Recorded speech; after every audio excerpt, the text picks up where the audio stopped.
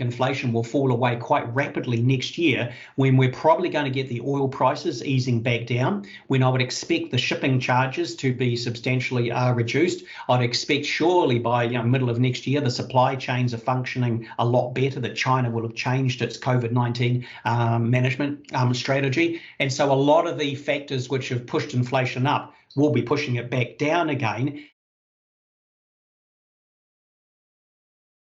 Welcome to Tea with Tony. This month we're going to step through the mixed bag that is the New Zealand economy right now and delve into what that means for everyday Kiwis, those of us with home loans, mostly petrol cars and families to feed.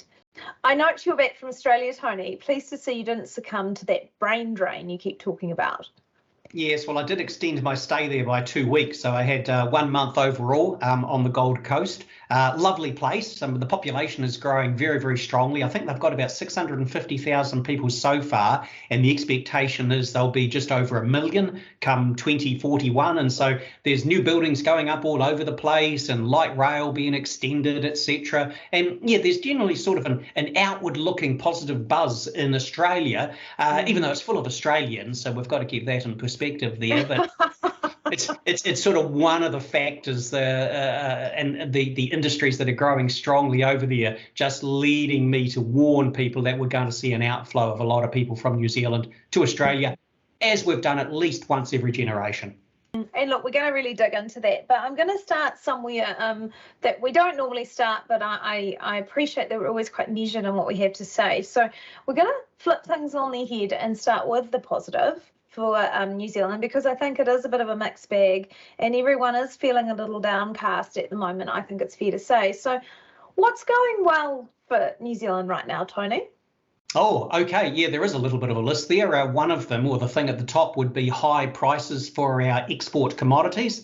They're sitting about 34% plus above where they were at the end of 2019 before the pandemic came along. And although the costs for farmers, well, all producers, pastoral, fishing, etc., have increased quite substantially, as they have for every sector out there, their returns have really increased strongly. So that's always good when we're talking about the regions, their underlying economic outlook. It depends on what the farming sector is doing. So that's definitely a positive out there. Another positive would be the tourist numbers coming into New Zealand going to grow over the next 3 years. I mean, I think it's pretty unrealistic to expect a lot of people are going to be hiving off down to New Zealand in great numbers in the next few months. There should be a good flow of Aussies coming across for skiing if the snow's going to be there down south this year. So that sector rebuilding slowly over time. Also slowly, probably even more slowly, foreign students, the export education sector, that's eventually going to grow. That'll depend a bit on the opening in China, maybe is going to be part of all that, but that'll be of assistance to inner city Auckland. So those would be some positives. The unemployment rate is 3.2% and probably going to go down to about 3% shortly. The problem is businesses can't find staff, but the good aspect, of course, is that people have high job security, and that's going to tend to limit the extent of weakness in the housing market, the extent of weakness in consumer spending as well. So high job security is something which I think is quite different from previous periods in New Zealand when we've seen the Reserve Bank fighting inflation, woe in terms of soaring oil prices, etc. Often that's been associated with a weak labour market. This is very different. It's a really strong labour market. So I'd whack that in there as a positive. There's a lot of sectors which have, I guess, underlying strong growth. The healthcare sector, the aged care sector, lots of the horticultural sector, new variety again of kiwi fruit being developed out there. For instance, the space industry is growing as well. And so, yeah, there's a lot like that basically out there. Trouble is the negatives dominate. So although I could sort of stop there and let everybody think, hey, it's all great for New Zealand, well, it's pretty hard to be excessively optimistic when you're looking at Russia's war against Ukraine, when you're looking at China, which has dug itself into a hole, continuing to pursue an eradication strategy for COVID-19, which is failing. They can't get out of it. And that means supply chain disruption coming through. Oh, interest rates are going to go higher as well. Staffing problems are probably going to get worse. So I'm sorry I've strayed off what you were asking about the positives right at the start. No, that was the next side. We were doing the balanced scorecard. You've just gone straight into the kind of, I'd said bumps in the road, but Yeah. because and a lot of these things, you and I were talking off camera in terms of the bumps in the road, particularly our stuff that we've been foreshadowing for the last year. And we tend to it just comes to life more so every month as we check in. I'm just going to go back to that sort of positive, what I call positive negative here is with housing supply and house price, some decline in housing prices. Does that mean things are going to get more affordable? For some, that's a negative because they'll lose equity in their house. But, do you see housing getting more and more affordable and that as a positive? In the short term, affordability gets worse because the interest rates are rising. So affordability is a combination of your wages, the interest rates, and the price of the house, basically. So although the prices are falling, and all up will probably fall around about 10% or so, something like that. The wages are not rising all that rapidly. About 4.5% is the annual rate of increase at the moment. It's the increase in interest rates, which of course is making a lot of people just stand back from buying in the housing at the moment. But affordability underlying the interest rate fluctuations is improving now that we can see the FOMO, the fear of missing out, has gone. For investors, it's not as tax easy to be investing in the residential property sector as was the case previously. Supply of new housing is growing quite strongly in some parts of the country as well. And really, as I've sort of said for a number of years, it doesn't say to me, house prices are low, they're going to go lower and they'll never go up again. It simply means that whereas on average since 1992, average house prices in New Zealand have risen about 7% per annum, going forward, maybe it's 5%, maybe a little bit lower for most of the country for the next 30 years or so. That's what it adds up to. But definitely underlying an improvement in affordability is underway. And that's got to be a good thing for keeping young people in New Zealand. I do just want to ask you about supply.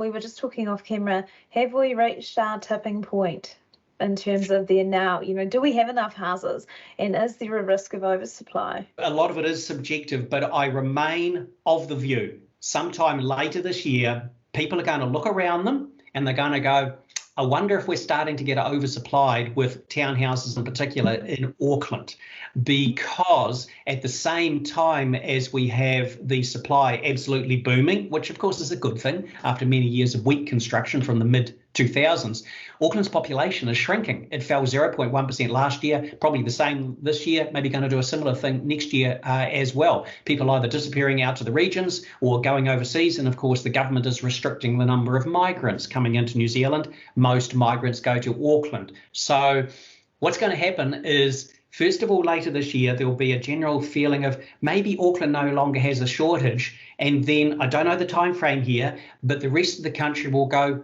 we usually follow Auckland. That means maybe we don't have a shortage any longer. And the first cabs off the rank will probably be Waikato, Bay of Plenty, and then it will spread maybe to the rest of the country. So for me, that's sort of the next interesting, let's say, psychological development in the housing market. Fundamentally, of course, we do have a shortage of social housing and still of general entry level, low-priced housing in New Zealand. But overall, it's a different kettle of fish. Yeah, I think that is going to be really interesting, and the difference that COVID has made on people working in the regions. All of a sudden, the regions are it's possible to work like I do from the regions and maintain, a great job doing that. So I think that in the mix, because I'm seeing it a lot down here, as I've said previously. Okay, we're gonna hit the bumps in the road, and we're going to talk about the stuff we normally talk about, but every month it seems to be more and more kind of in your face, right? So inflation, it's the highest in 30 years at 6.9%, which surprisingly was lower than some had predicted. I think everyone was talking about sort of 7.1, which is just unbelievable, to be honest. But I'm really interested, there's been a lot of talk about the drivers being international. Okay, yes, fuel and supply chain issues, get that, but there's a domestic factor here too that's kind of been smoothed over a little bit, isn't there? There's something of a domestic factor, but I don't think it's all that great. When you look at the fact a year ago, our inflation rate was 1.5%, a government would really have to be mucking a lot of things up to suddenly generate a leap to 6.9% in the 12-month period. We certainly have the rents rising, and that's as a result of the long-term shortage generally of rental accommodation in New Zealand. Building materials costs going through the roof, and of course that is partly government driven in that the government has assisted extra houses to be built. So is the answer therefore, let's not let as many houses get built because that will keep construction cost growth down? That one sort of doesn't make much sense, quite frankly. The bulk of it, however, I still ascribe to conditions overseas. The obviously most recently Russia's invasion of Ukraine, supply chain problems, shipping charges. A lot of these things are going to be self-correcting, I'm assuming, over 2023. And so the inflation rate could actually fall away relatively quickly next year. But for the moment, the Reserve Bank, of course, is having to raise interest rates relatively quickly. And overseas, there's an accelerating scramble going on, especially in the United States, by the Federal Reserve to catch up on getting interest rates away from levels which are too low. And our own Reserve Bank has explicitly said the level of employment, the number of people in work in New Zealand, is actually not sustainable. We simply don't have the resources to allow our economy to keep growing at the pace it has been growing at. So they're too politically correct to say it, but they do want to see people losing their jobs. They do want to see the unemployment rate go up. I think they might struggle in that. I think there's enough positives in the economy to prevent that from happening. And just going back to that domestic, we're seeing a lot of it's all about the international inflation, but our inflation is still the fourth highest amongst our trading partners. And, fruit and vegetables were 9.3% alone. So there are domestic factors here. And of course, quite a significant increase in government spending in the last 4 years. Do you think that's had an impact, Tony, out of interest? Yeah, most definitely. We've had highly stimulatory monetary policy along with the money printing / bond buying operations of the Reserve Bank. And these things were explicitly aimed not just at stimulating growth in the economy, but at stimulating inflationary pressures, because the big worry we all had going into the pandemic 2 years ago was deflation, prices falling away. Inflation had surprised on the very low side pretty much every year from about 2009, 2010. And the Reserve Bank had already cut interest rates in 2019 because inflation, I think, got down to about 1.2% or so. And so that was fresh in the mind of the government and the Reserve Bank. So it was quite right that they basically pulled out all the stops there, trying to generate some growth and inflationary pressure in the economy. But if you're going to take that bold measure, you have to always be looking for when do we pull it back? And they should have been pulling that back from at least 12 months ago. And at least the Reserve Bank does say they probably should have moved a little bit earlier. The government, no comment like that I've seen so far. Okay, so just on inflation, and I ask you every month, but it seems to shift a little. How high and for how long? Yeah, we're either at the peak now, 6.9%, or there could be a little bit of a further rise to come through for the June quarter. But, we're close to the peak. But the important thing is where are things going? There's nothing the Reserve Bank can do to influence inflation this year.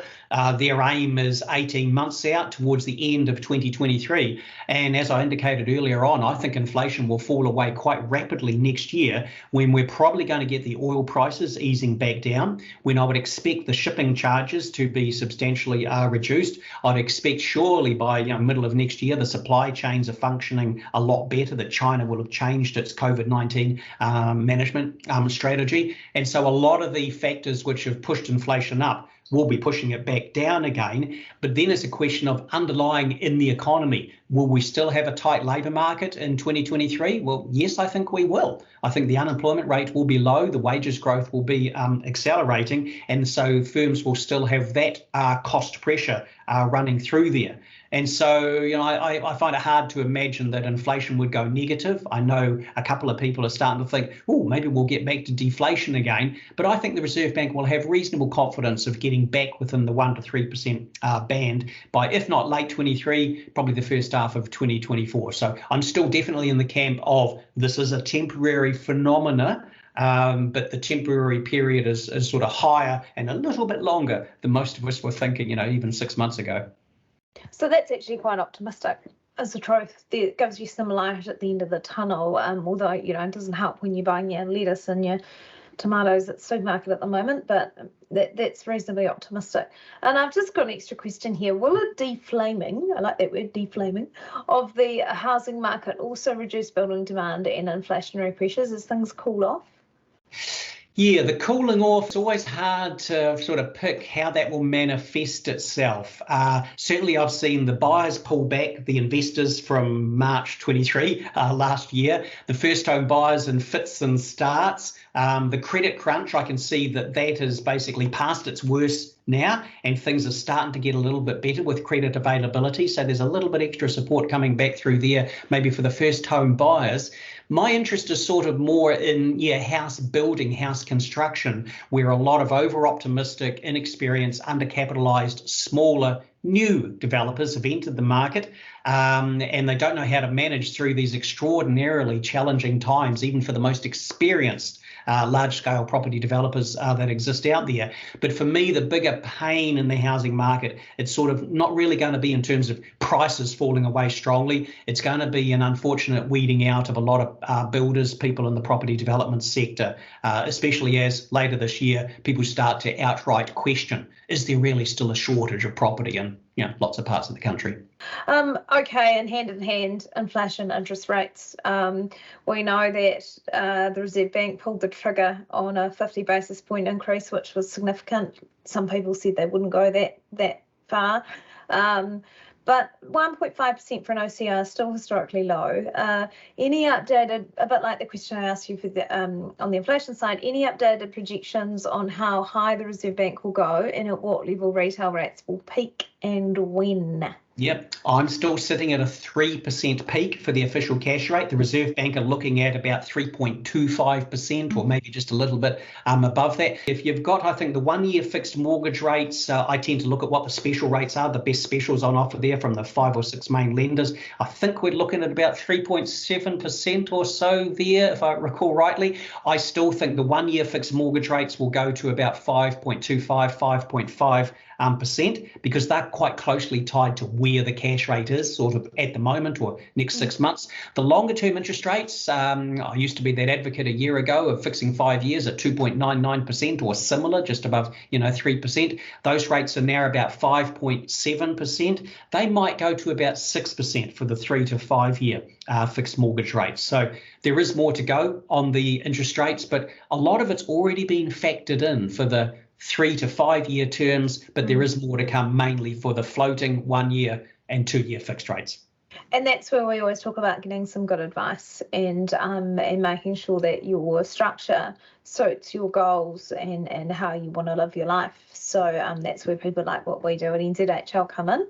But any advice from a properly qualified person is always good. So look, in the final kind of bump in the road, I've seen quite a bit of work you've done on this recently, and this, we've been talking about this for 6 months, I think, is the labour shortages and the brain drain, but the media have picked up on it and gone a bit bananas with it, really. What are your tips to counter that? Yeah, basically businesses have to realise that they may not even be able to produce their current level of output in 6, 12, 24 months' time, because the government is very unlikely to say, rightio, we're opening up the gates there to migrants coming in from overseas to supply the labour force they want. I know a lot of people have been thinking 1 million Kiwis are going to come back to New Zealand. I have always been negative on that one, and I remain especially so now, given the high cost of living, etc. in New Zealand, and the fact that we have so many things described in the media as being in crisis.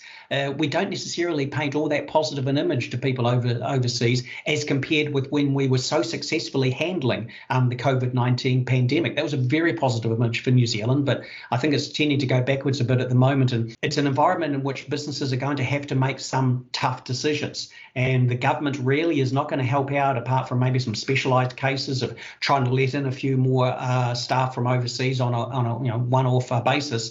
But overall, staff availability will still get worse. And for many businesses, like I say, big decisions to be made, and you're going to have to pay more wages. And if you can't afford to pay more wages, you're going to have to restructure the nature of what you produce and how you produce it, I would suggest. So we've got some positives and some challenges there. Where have we landed on balance, Mr. Alexander? Score the current economic. So we need a current state economic rating, kind of with an everyday Kiwi lens, versus future outlook. Let's call it sort of, when you think those rates and the interest rates and inflation may kind of calm down a bit. You call the timeline. So you tell me what you think current state economic rating is, current state. Oh, okay. I guess you'd have to, it depends how you're looking at it from the demand side, the supply side, the challenge from the human side, from a person living in New Zealand. Oh, I'm an economist. I don't do human.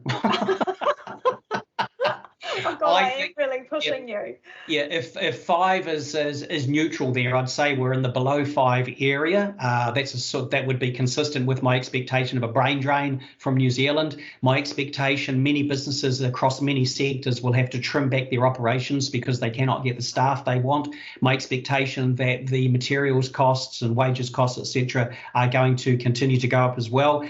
Financing costs have got a bit further to go up, so interest rates are rising. Wealth is represented in housing assets is going to get a little bit more negative as well. But we do, as I say, have the return of the tourists coming through, the foreign students coming through, the high export prices for the farmers as well, a lot of long-term sectoral growth in New Zealand. And so I'd expect, while the negatives generally dominate in the next wee while, 18 months down the track, I think it will look quite different. We'll probably have a lower exchange rate helping out the exporters quite a bit more. And I would expect generally an improving outlook for the economy further out, with interest rates likely to be declining over 2024. I don't know if that means the start of the year or the end of the year, but they'll go up and then they come down. If I were a first home buyer at the moment, I would not be fixated on price. You're looking at buying something which you're going to maybe raise a family in, probably going to be in for a good number of years. I'd be focusing more on getting the attributes that I want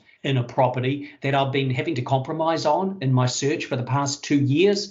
Now, with the supply increasing, the listing numbers rising, I'd be going back to my original list of walking distance to the school, all those sort of things, and I'd expect a greater chance of finding that property rather than trying to hang out for the next or the last 3% fall in the price.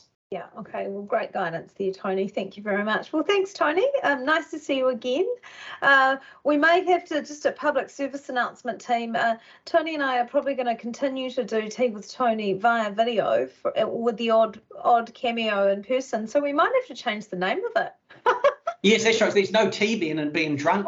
Well, we might have to start drinking tea. But Tony's got his revolting Sprite. You can have some of that. But he loves it.